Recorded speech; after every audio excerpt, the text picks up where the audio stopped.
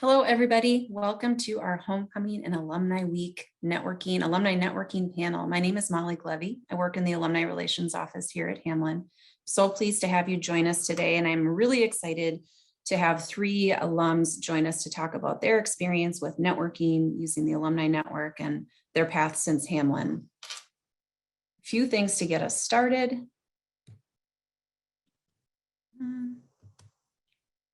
You will be muted and your camera will be off for today's presentation. If you have a question, please put that question into the Q&A icon into your Zoom dashboard. And now this is set up as a Q&A, so please go ahead and put your questions in. We might not get to all the questions today, so just know that you're welcome to follow up with us at alum@hamline.edu if you drop a question in and we aren't able to get to it. If you have any logistic issues or sort of troubleshooting you need help with, please use the chat icon. Remember, we are presenting from very different locations around the country, frankly, so you might hear some extra noise or things like that in the background. And after today's presentation, we'll send you an email about how to pick up or receive in the mail some Hamline swag and enter into a drawing as a thank you for being with us today. So it's Hamline's Homecoming and Alumni Week, of course, and more information can be found online about our events. And for those of you near campus on this weekend in Minnesota, there'll be, you're welcome to attend the Fall Fest this Saturday, October 2nd, from 11 a.m. to 2 p.m. There'll be a couple food trucks, some giveaways, things like that. Like I mentioned, if you have questions after today's presentation, please don't hesitate to reach out to the alumni office and we will do our best to find an answer or connect you with someone who can help. And with that, I'm excited to introduce our panelists today. Let me move my screen so I can do this better. Emily Acers graduated from Hamline University with her bachelor's degree in public health and a minor in nonprofit management. Immediately following graduation, she attended the University of Minnesota School of Public Health, where she graduated in 2020 with her Master of Public Health degree in Public Health Administration and Policy. Currently, Emily is an adjunct professor at Hamline, teaching Introduction to Public Health and Epidemiology. In addition to teaching, she is the engagement specialist for the Minnesota Public Health Association, the public policy specialist for the Headway Foundation, and is a contractor with the Minnesota Department of Health's SAGE and SAGE Scopes cancer screening program. And we have Holt Hafer also with us today. Holt graduated from Hamline in 2017 with a degree in business administration with an emphasis in management. He is currently a program manager at Uber, responsible for onboarding and ongoing education opportunities for Uber's engineering teams. After graduating, he worked on the Amazon reception team as an operations supervisor and on Facebook's campus as an event planner.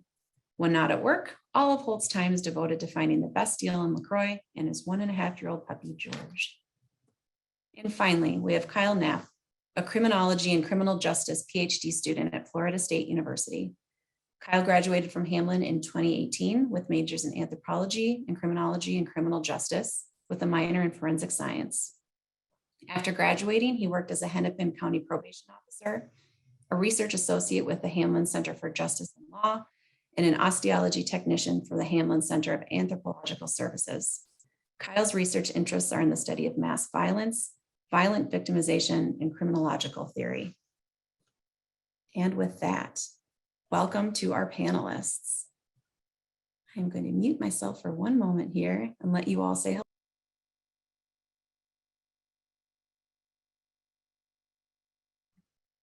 Howdy, folks. Nice to see you. Nice to be back on campus virtually, I suppose. Really excited to spend some time with you and super excited to get some questions. So make sure you submit those. Let us know what you're curious about. Kyle, do you want to go? No?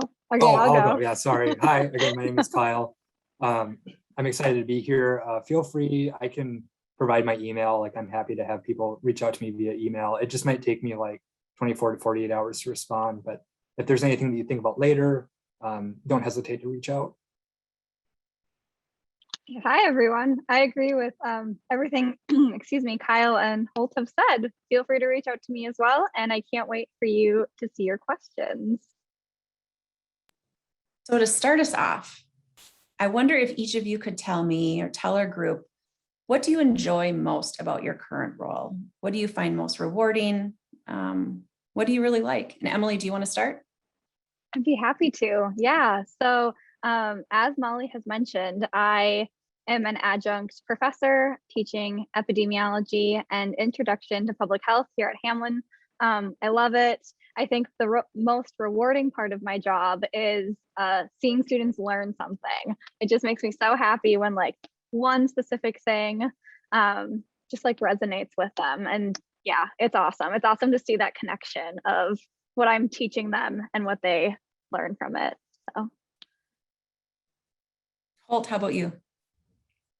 Yeah, one of the fun things about my role is that every new hire that joins the company in the United States or Canada touches my program. So I get to greet all these new people, and I'm exposed to really cool talent that's joining the company. And I think, you know, some of the skills I built at Hamline I don't actually know many people on the call, so that's really cool. But I worked with student activities and did things like planning the welcome back barbecue when I was there. I don't know what it is now, but like Fireball, the dance, all that fun stuff really helped me build facilitation skills. And so I get to use those when I'm talking to all these people across the country. So I really enjoy just getting to meet all these people and having the opportunity to learn from my peers. Kyle, how about you? So once again, I'm a PhD student, and what that kind of means is that while I am a student, I also, I'm a teaching assistant for a class. So that the class that I'm TAing this semester is School is Crime and Justice. And then I also get to work on research.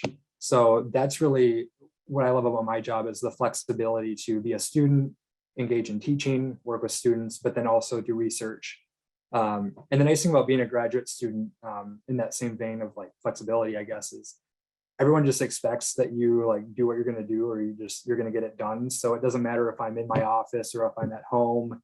I don't have to check in with anybody. Nobody's like, where's Kyle right now? It's just assumed that wherever I am, I'm doing something. So the flexibility is really nice. And then also being able to engage in those other areas pretty equally.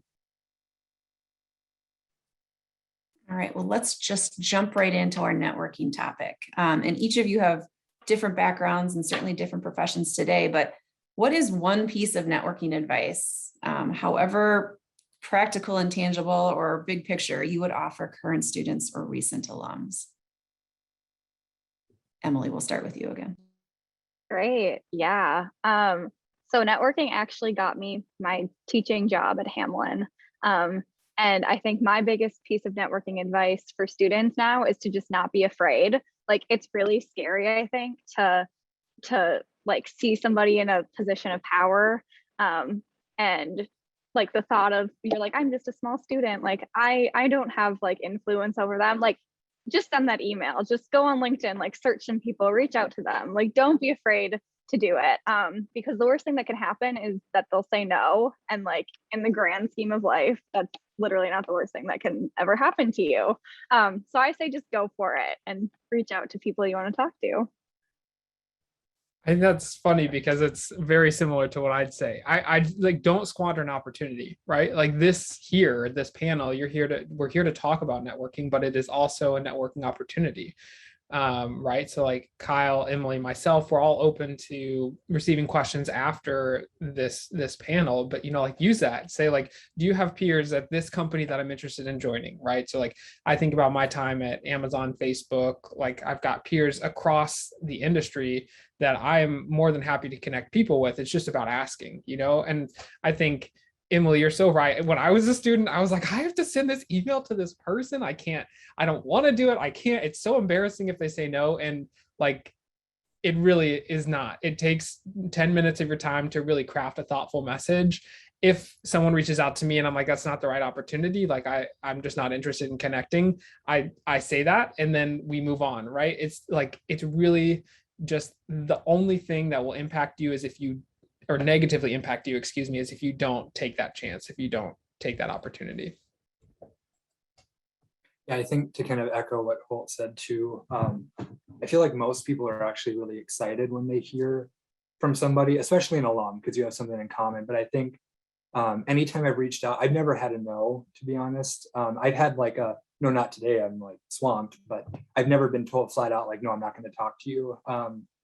I think one advice that I had to the 3 jobs that I had after undergrad, I actually did all at the same time. I was a probation officer and a research associate, and I worked with the Center for Anthropological Services. And all 3 of those jobs, I got through my network. I had already known people in those areas. And so again, like, don't be afraid to reach out, but also come up with a plan for networking. Oddly enough, they were kind of my backups because I knew people there, and I was networking, trying to get into other research centers and other areas. But it's just so much easier when you know people and you have those connections. So come up with a networking plan of like potential people to reach out to. I'm a big spreadsheet person. If you're not a spreadsheet person, journals are good, notebooks. But make a list of names that you find through different avenues, and then start reaching out to them and kind of plan like when you're going to reach out, and have some canned emails set up that you can personalize, that sort of thing. Yeah, I kind of want to echo off what Kyle just said too. Like, I say use your student card. Like, people love when you play that, like, I'm a student at this university. Like, professionals love that because they're like this young person who has so much opportunity.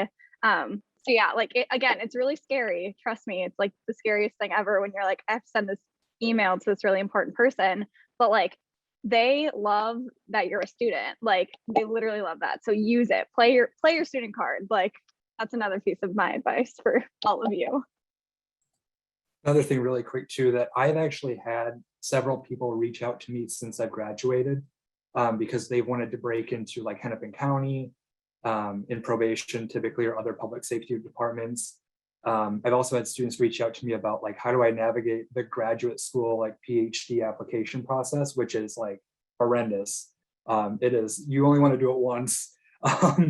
And so you want to make sure that you do it right. And there's a lot of hidden curriculum stuff embedded in that, right? Like, my parents done a PhD, so I had to ask a lot of questions about how do I do these things? What is acceptable? What are the norms that I'm working with? But again, like, every time I've been asked, even though I'm super busy, I've always been like, oh yeah, I'm happy to, I'm happy to help. So yeah, so I would say like, recognize that there's vulnerability in asking for help. That's essentially what you're doing, right? It's asking for help and advice. But yeah, like I get like a little like rush of dopamine when I get like an email, because I think it's fun and you get to talk to somebody about what they're interested in, and they get to talk to you. So definitely don't hold back. My trick when I'm trying to network is like, I think that there are a few things people enjoy doing more than talking about themselves. So networking is an opportunity to enable that person to just like be like, oh man, and I do this and I'm so influential, so absolutely. I think if you frame it that way, Kyle and Emily, so like, you play the student card, people are excited to talk to you, because it's just cool. It's neat to feel like you're helpful. And then also, if you're like, hey, like, you are an expert, tell me more about what your career has been like. It's hard to say no to such a compelling message like that. We always tell students that networking with alums is sometimes the easiest networking that you might ever do, because you have your 5 things in common that you can draw on right away. Here's a great question from our Q&A. In the days of virtual networking, what are some creative ways to thank someone for an informational interview? For example, when you can't meet and buy them coffee. Thank you. Do you guys have any ideas about creative ways to thank people for their time?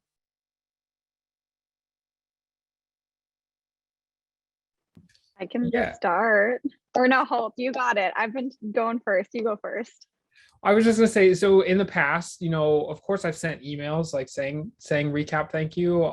I've sent virtual gift cards as well. So like Starbucks, mostly because it's a Seattle company and we're in Seattle, but it's universally acceptable pretty much across the country. So I'll sometimes send like a virtual Starbucks gift card, or for a few people that I feel like have really gone above and beyond, I've sent them like fruit, those like edible arrangements, that type of stuff, or like chocolate covered fruits and that. And absolutely by no means do I think that that's something that's necessary, but these folks for me are going through like 4 or 5 different emails. They're helping me work on my resume and craft it to a job posting. They're referring me to a role. Like they're putting so much effort and work into me that I want to show that I'm very thankful. So I'll sometimes send that. I think those are a couple of opportunities. It does require that you know their address, and it's a little bit more challenging during COVID because you can't just send it to an office with a name.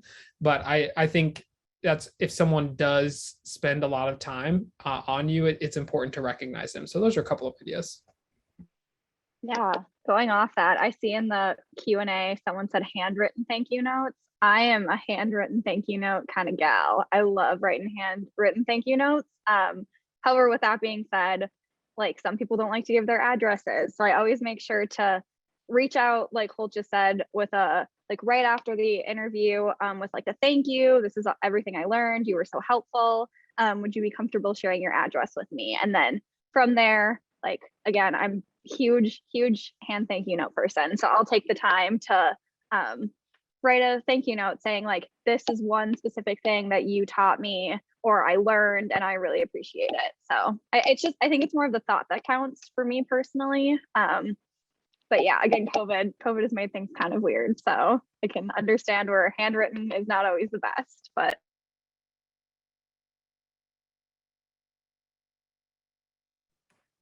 I would add, I had, and this might be less for an informational interview, but I had a few people over the years who have said, can I leave a recommendation or can I leave I guess it's a recommendation on your LinkedIn profile. And that was sort of a thank you for either a collaborative work job that we've done or a positive experience connecting them with somebody else or something like that. And I had never thought of that before as a way to thank somebody, is to sort of leave a positive comment on their professional LinkedIn profile. So I thought that was kind of interesting. So how have you guys, I'm thinking of the alumni network and specifically, because I know you all have experience with that. How have you found alums to network with, or, any sort of advice about really building that network through alums?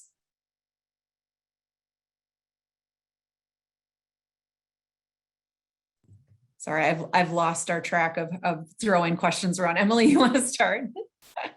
sure. I was going to have Kyle go first because he didn't. Yeah. So Kyle, I'm going to call you in if you want to go first. Sure, yeah. So there's kind of like 2 ways I would say that, like, well, I would say 3, and it depends on the industry that you want to go into. So I would say like criminal justice professionals, you don't see them on LinkedIn as much as probably like business professionals. At least in my experience, it's just not used in that way. So with the criminal and justice field, it was very much word of mouth. I usually started with an alum who worked somewhere, and then they talked to them, and then they connected me to other people. There was one alum I reached out to who I actually found through LinkedIn. That's kind of my other method, I would say. I reached out to her, had coffee with her. She connected me to somebody. I always ended my informational interviews with like, is there 1 or 2 other people who you think that I should talk to or that would be good to talk to? So that way you can kind of keep snowballing. But yeah, so I think that, again, like using the internet to start, I know with like academia, Twitter is big, at least with criminology. If I wanted to find criminology professors, they tend to be on Twitter versus LinkedIn. But yeah, starting somewhere there and then kind of using word of mouth to build out your network that way too. You're then preying on their network as well. Like you're kind of like hacking the system and getting around, you're meeting people that you normally wouldn't meet. So those are kind of my 2 recommendations. Start with, online, find an alum, and then start kind of word of mouth, like traveling around. Yeah, I'm going to piggyback off of that. I'm in the public health field.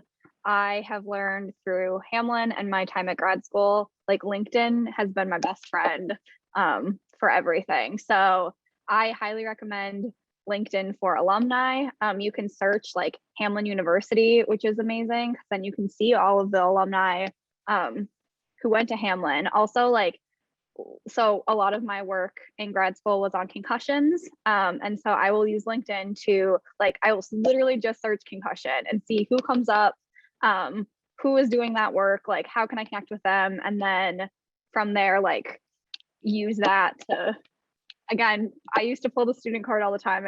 I can't anymore, but when I was a student, I would then reach out to them and say, hey, you're doing really, again, talking about that.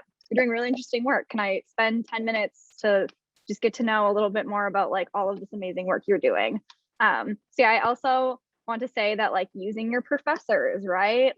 They have connections in their fields. So don't be afraid to go up to them and be do you have anybody who is doing work in HIV? Again, public health people, but something specific, right? Again, the worst they can say is no, and that's not even that bad. So use your professors, and I say use LinkedIn. Actually, I'm interested that you mentioned that. So senior year in the spring, when I started to think about I plan on taking a year or two off before I went to grad school. And so I remember going to, I think it was Dr. Gina Erickson in the criminology department at Hamline. And then Dr. Jillian Peterson, who I had worked on research with. I went to those two and I asked them if they knew of any alums, recent grads, or just people that were working in criminal justice research, criminal justice intelligence. And actually, yeah, it was through one of them. I can't remember which one, because I actually met people through both of them. But that's actually how I got my first informational interview. It was with I think she was an alum, and she knew I think Gina Erickson. And then again from her, I kind of kept snowballing. But yeah, that's something that I think some people don't think of. You think that you have to go outside of Hamline, that Hamline is kind of a contained bubble, but it certainly is not at all. And Kyle's made a really important point from my experience in that the more connections that you have with a person, the higher the likelihood that they'll be willing to help you. So by leveraging those professors, or by reaching out to a peer, maybe that's a couple of years older and is working in the industry that you want to work in, and say, hey, we went to Hamline together.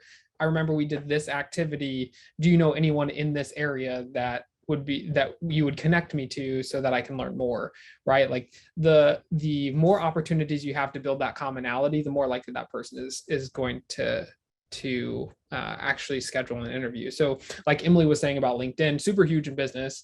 I use LinkedIn all the time, and it's such a powerful search engine because you can say, okay, I want someone that went to Hamline University, that works at this specific institution, whose role is in this field. And then you can say, okay, that I want them to be a second degree, third degree connection. So you can, kind of do that roundabout, reach out to your connection, who will then, send that intro email so that, someone will do that informational interview. So I think those are a couple of really important philosophies for networking. But Molly, Hamline has an alumni kind of network tool, doesn't it? Yep, we have an alumni directory on our website, which is a great place to go and confirm contact information. In all honesty, I think the alumni search function in LinkedIn, that's oftentimes where I send students and alums, just for all the reasons that you've all said. It just lets you get further faster because more information is there. This is a good time also to make a plug for our Career Development Center, because they know how to help students use LinkedIn and what should be on your profile and all of those things, which we could do a whole nother webinar about.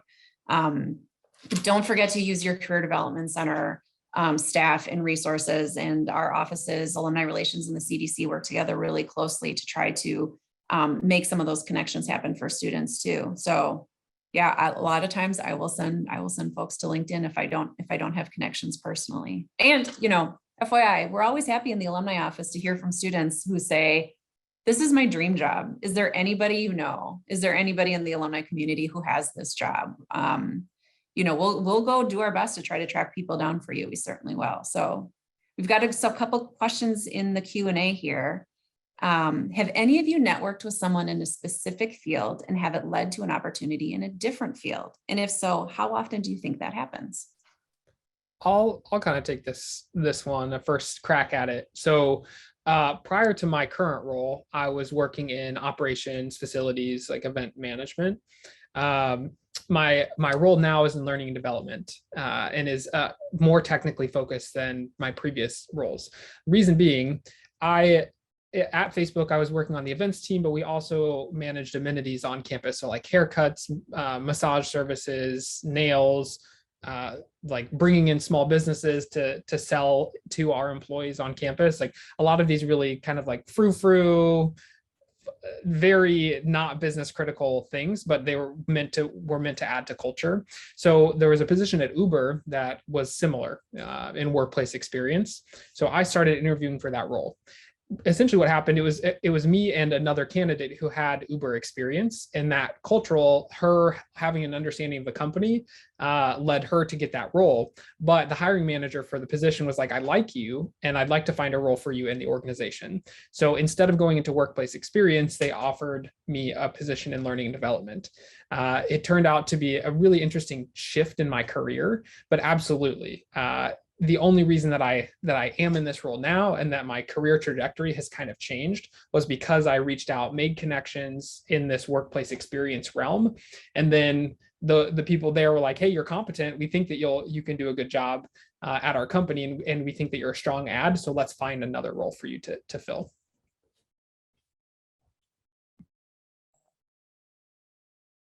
I go next. So actually it's a different field, like in my mind, but I know some people might not think so, but senior year, I was interning at Hennepin County in the Department of Community Corrections as an analyst. And so I was working on research, policy. I was going to meetings with like administrators. It was very different from when I became a probation officer. I never imagined myself being a probation officer. I didn't think I had the personality for it, or I really didn't have any interest in it. But toward the end of my internship, the people that work in the unit I was in all had PhDs, and you pretty much needed a master's or a PhD in order to get a job there.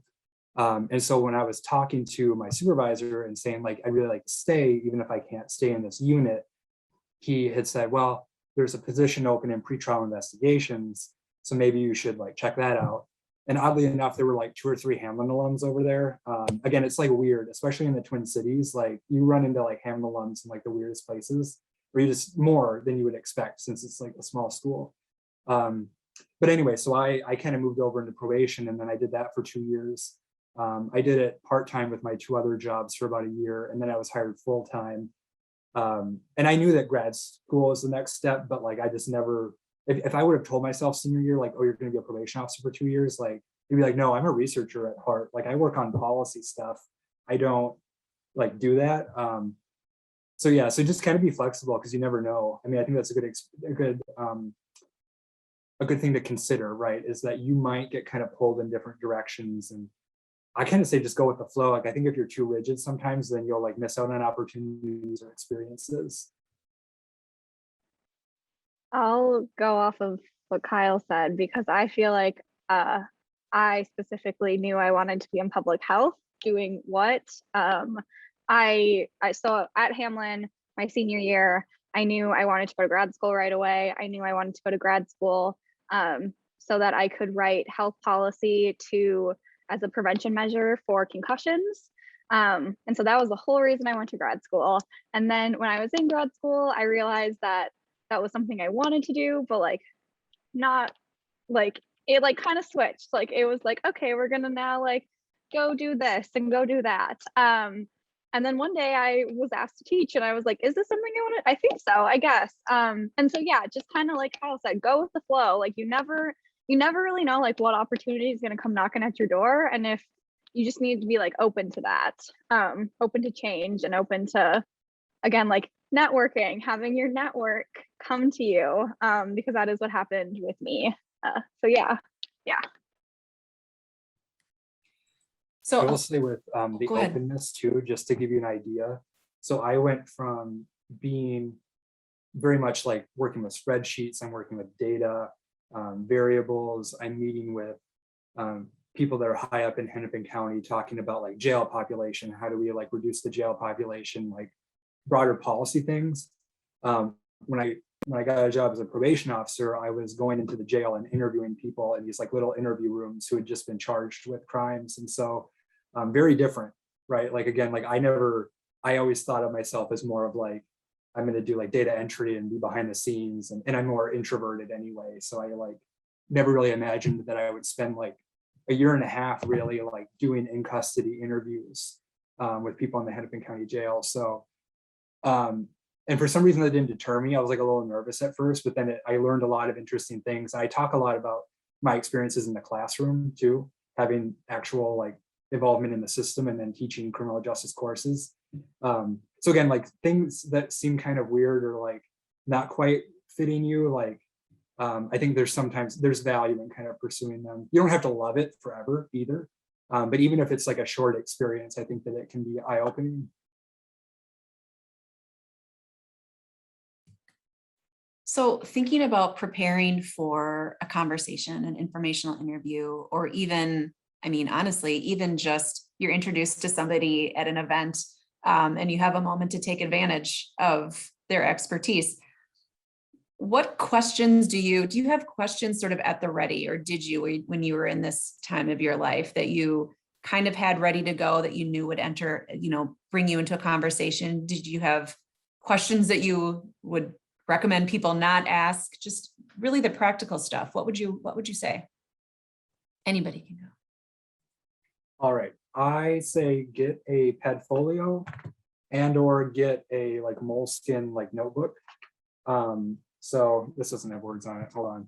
So like I use these for my like research and meeting notes or if I'm meeting with students. But the reason is I would always like once I secured the interview, the informational interview, I would kind of like snoop around a little bit on their LinkedIn or Twitter or, you know, whatever is public. I mean, it feels like stalking and it kind of is, but like, just don't worry about it. It'll be fine. But I would try to get an understanding of like their job, their responsibilities, maybe past jobs they've had. And I would prep questions in a notebook like this. And I would do basically, I mean, what we would call like in the social sciences, like a semi-structured interview. Like I had questions, but I allowed it to be conversational. I allowed things to kind of, I would have questions that I would ask open-ended questions too. I recommend that. And then kind of just go where the conversation is, but I could always fall back to these because nothing is worse than setting up an interview with someone and then being like, yeah, so just tell me about yourself. And then you're talk for 5 minutes maybe, and you're like, all right, that's it. Like you want to look prepared and you want to make sure you get as much information as you can. Because if you only get 15 minutes, this person might be busy. You want to make sure you get as much data in those 15 minutes as you can. And I'm really intense about it. You two can jump in about like maybe less intense things with spreadsheets and notebooks. And that's my method. So I was going to laugh, Kyle, because I think the course that we took together, did we take Intro to Anthropology at the same time? I think so, yeah. And I'm an ethnographer at heart. So like Dave Davies just loves his moleskin. So you grabbed your moleskin and I was like, oh my gosh, of course. Yeah. I have 50 of them, like no joke. Like I just, but for different things, but you should have one that's when you're in that phase, have one, even if it's like a regular notebook, it doesn't have to be a $20 like German notebook or whatever, but make sure that it's like something where you can organize all of your things in one spot. I think from a more extemporaneous standpoint, right? Like if you are at an event, like so thinking post-COVID, you go to meet up, you say, okay, I know that I want to meet more people in this industry. I see that there's a cocktail hour happening. I'm going to go to it and just see what I can see. The most influential factor to me is how engaging you are. So one of my go-tos is in networking, like you've got to introduce yourself. You say your name, what's your position. I generally follow up with, oh, that's awesome, but like, tell me more. I don't really understand what this means, right? So you're trying to be curious.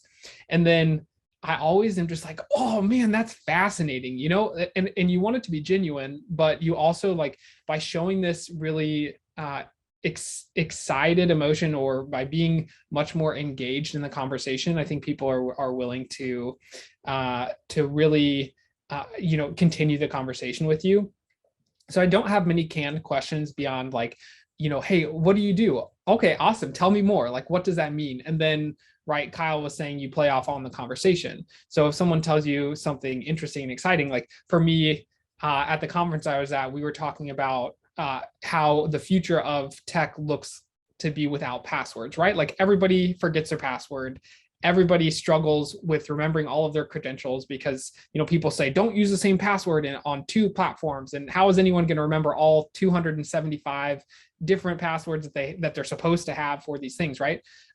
So if someone were talking about that with me in a conversation, I'd be like, how does that work? Like, to walk me through the back end of that. Like, how does my phone know that it's me when I'm logging in, right? So then you're talking about this area of interest and generally passion for this person that you want to network with, but you're still engaging and you're showing that excitement. So that's my tip. It's really just like, be ready to jump in, to go off of the conversation and show your genuine enthusiasm. I agree. I agree with everything that has been said so far. I used to go in very similar to Kyle with like my little notebook of like, here are all of my questions for you. One of my favorite questions to ask people when I do informational interviews is what their favorite part of their job is, because I think that like really shows not only like the backside to it, but like, why do you like your job? Like, why are you still here? Like, what is the best part of your day?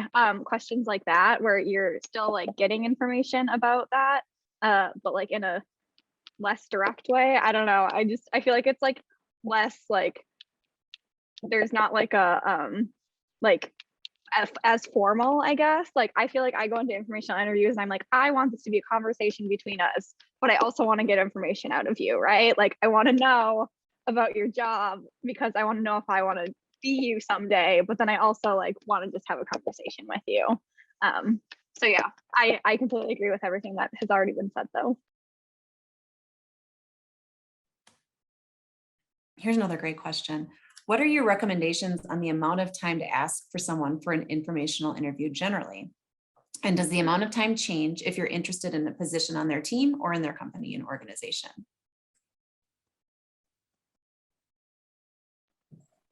I was taught 20 minutes. Sorry, Kyle. I was like through Hamline's Career Development Center, which I'm glad you plugged, Molly, because I subconsciously have been like, Career Development Center, everybody should go there. Yeah, I would say like 15 to 20 minutes. I mean, you don't want to like take everybody's time, right? Like, and at some point it probably might get a little bit awkward. I feel like 15 to 20 minutes is like a perfect amount of time where you can get the information you're wanting and like it's still casual and it's not taking too much time out of really busy people's days. So that's my recommendation. I don't know if Kyle and Holt have different, I'm sure they do.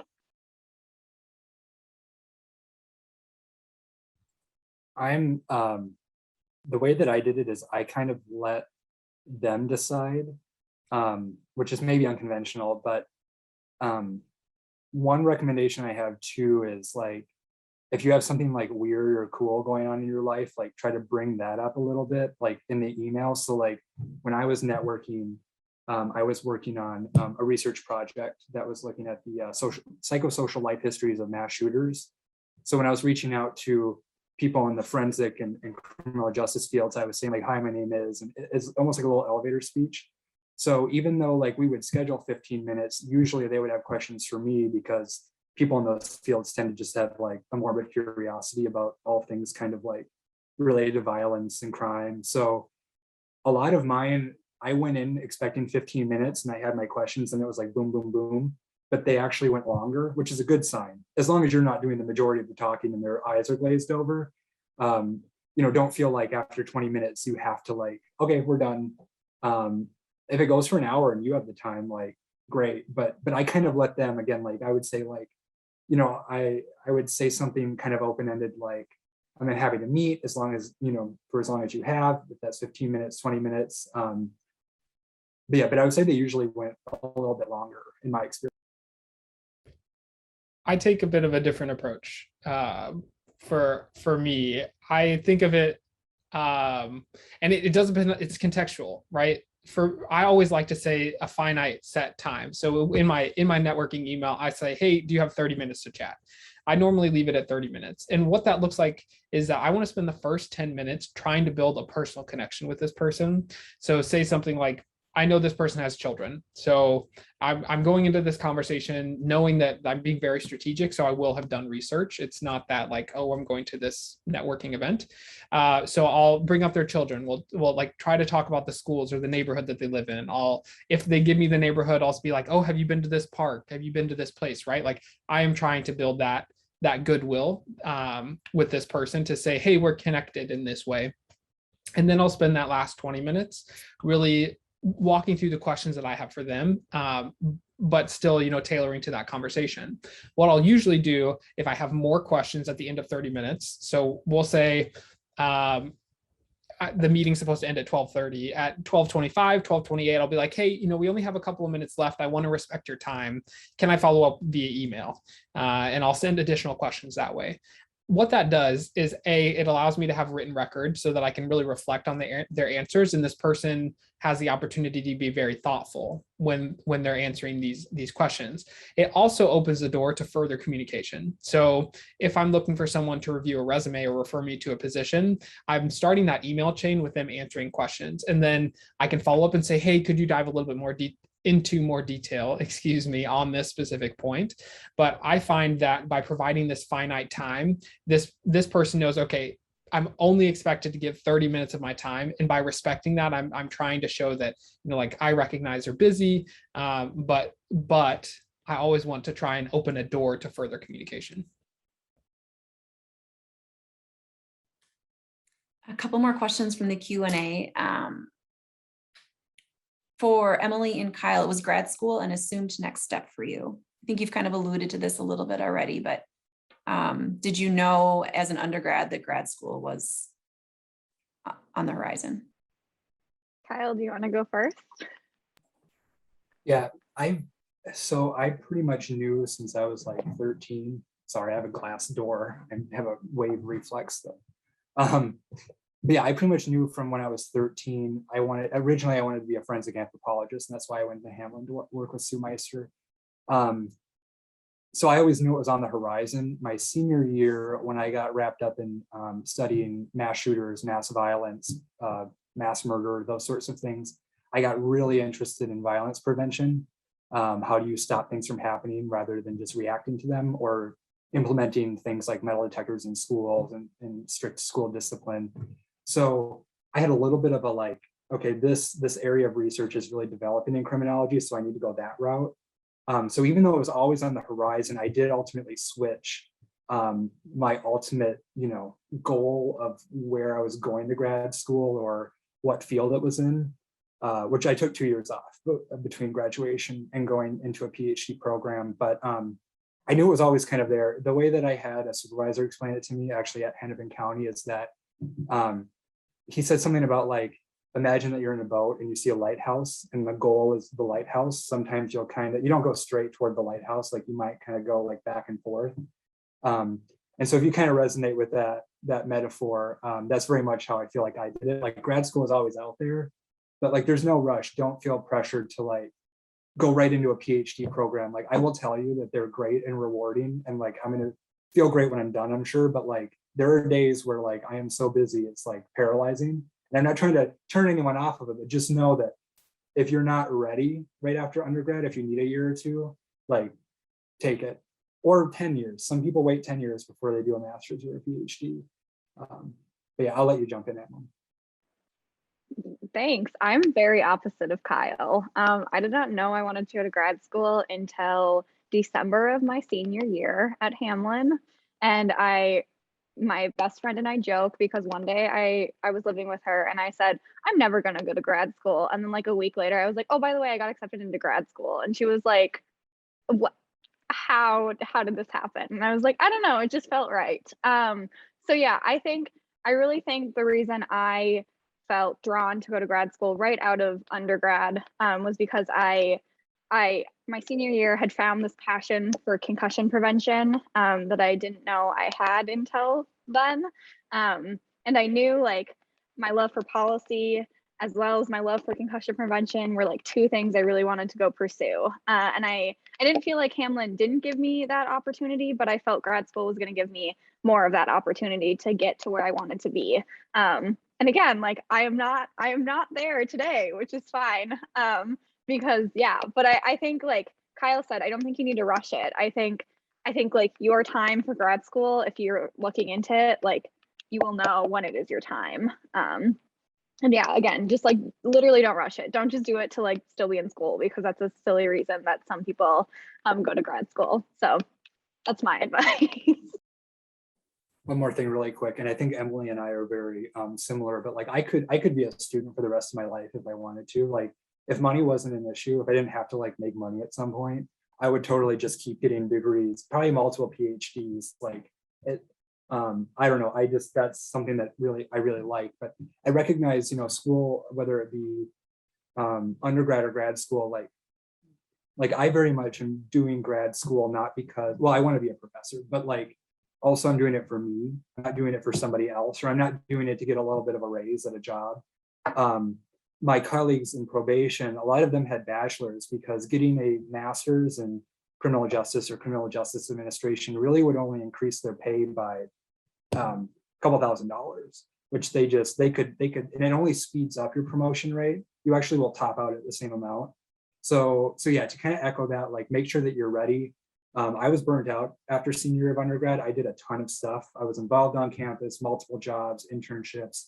I needed 2 years to kind of miss school again. Even though I love being a student, I needed that time to kind of like just be me and stuff. So yeah, my thing is kind of listen to your gut. I think that you can have these very logical reasons for doing it, but also like listen to the emotional side of like what feels good and when feels right. Here's a question. Any favorite books on networking? I like the 20-minute networking book. Other suggestions? And I would actually expand that to say podcasts, people, short form articles, anything sort of out there that you find helpful in networking or professional development generally. Any go-tos? Yeah, a couple of books I found really helpful is Never Eat Alone. I think the author's first name is Keith something. I really like that book, and it's talking about the value of essentially like you're always going to need to eat. You're always going to have lunch, like make that worthwhile. So what that looks like for me, like Uber has multiple networking opportunities internally. So we'll do like coffee chats where we schedule half an hour with a random person in our office in Seattle. It's 400 people, and I'll just talk to them about what they're working on. No intention of, applying to their team or looking for professional advice, but it's about building those connections because you never know where it's going to be helpful. Another book that's a little bit more tangential is Daring Greatly by Brene Brown, talking about the power of vulnerability. I think we have touched on a couple of times how challenging it can be to reach out to someone and just get over that barrier of like, I am so nervous. I and am anxious about whether I'll be bothering this person, right? And it's all like vulnerability is tied to that. So reading that book helped me understand that like we all really have no idea what we're doing in most cases, like, right? Like it's taking us years to become proficient in our roles, and the opportunity to help others is really what makes humans like such a cool species, and like what has really led to our society being so successful. So like take that chance, take that risk.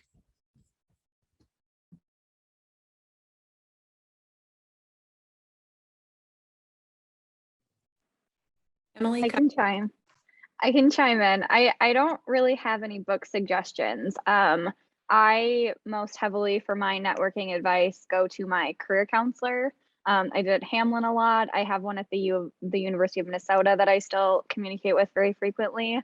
And like they have been, I think, the most influential people when it comes to what I've learned for networking and how to network effectively and professionally.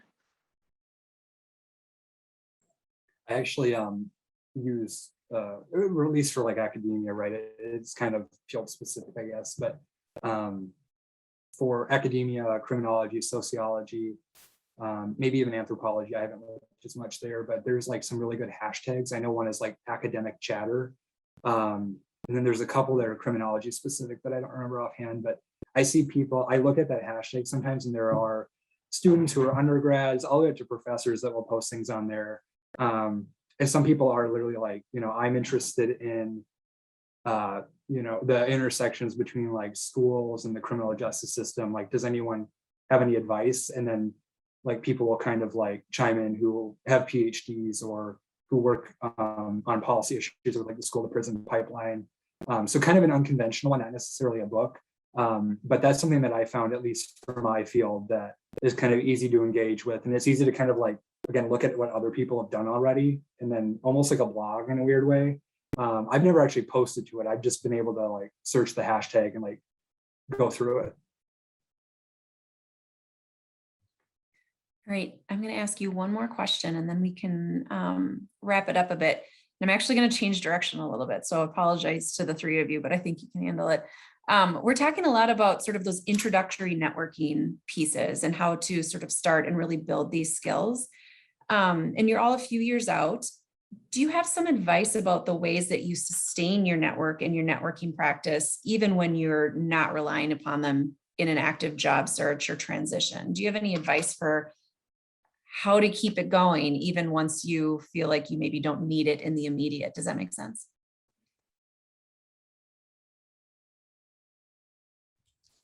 Yeah, so going back to like Uber's internal networking opportunity, one of the reasons I participate is because I don't want to get super rusty and go back to a point where I was in undergrad, where it's like, I've not really done this. I don't know how to do it.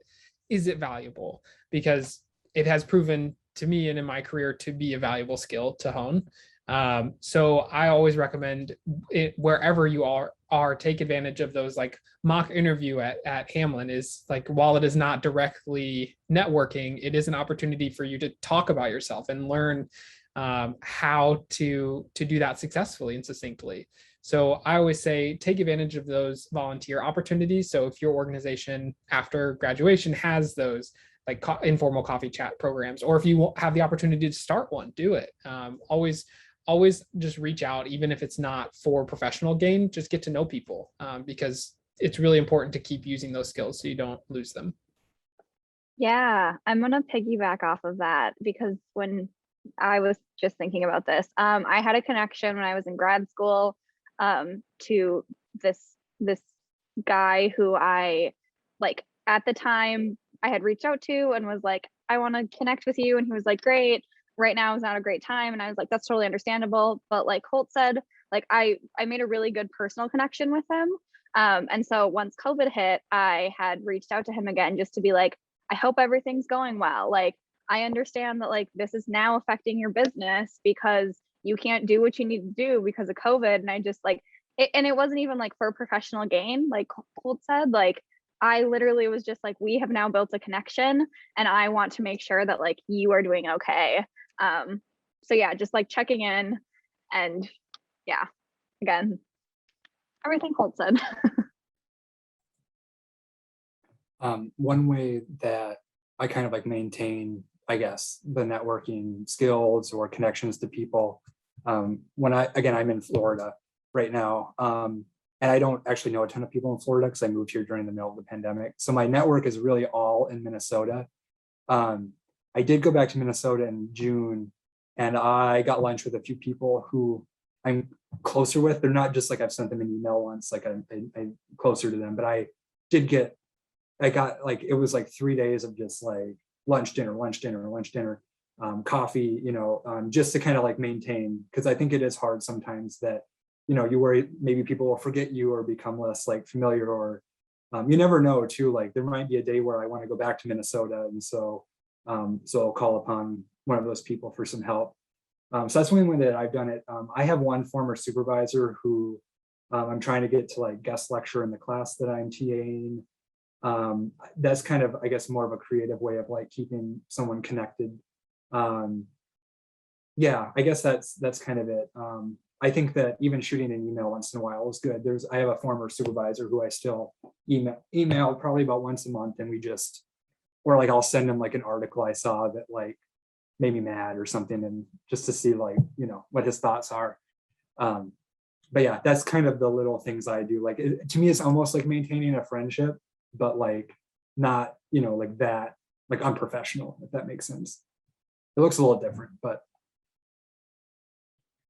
Thank you. I have some great advice I received a long time ago was to cultivate those networks so you can authentically engage with those networks when you need to, I guess, is the easiest way to put it, right? But you're able to build them longer and in a more sustained and sort of interesting way if you don't just think of networking when you need a job. So we just have just a couple minutes left. Do you guys have any stories you'd like to share, or just a last bit of advice before we wrap up?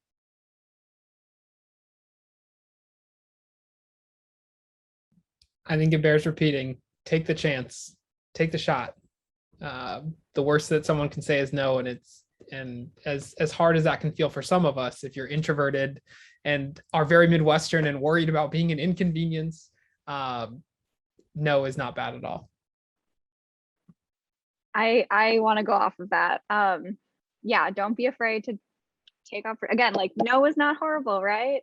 I also want to say, like, don't burn bridges. Like, that's a really big thing. So, like, yeah, as I've mentioned, I have my job now at Hamline because of my networking, because of keeping relationships with people here at Hamline. And so, like, I mean, I wasn't maintaining them per se, but once in a while I'd reach out and be like, how are things going? And because of that, like, I was considered for the position I am now in. So just never burn bridges and don't be afraid to ask.